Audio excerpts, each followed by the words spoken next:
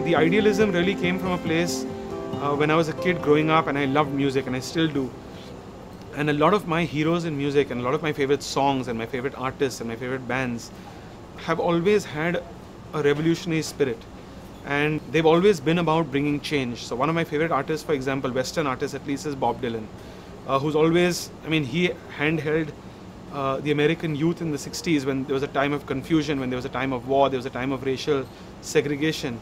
He pretty much handheld them into the 70s, and he became a spokesperson for that generation.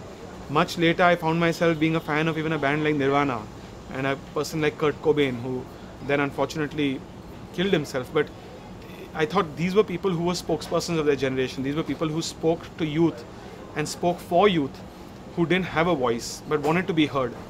And that's the spirit I kind of imbibed in politics, which is a bit revolutionary, a bit rock and roll even, and a bit anti-establishment. And that's kind of the way I've done politics for the last 10 years, where even if I belong to a mainstream setup and I belong to a large national mainstream party which has been around for 120 or 130 years, I've still always wanted to retain that part in me that is in some ways rock and roll, that can kind of question the establishment, even if it means questioning my own party, questioning the government I belong to.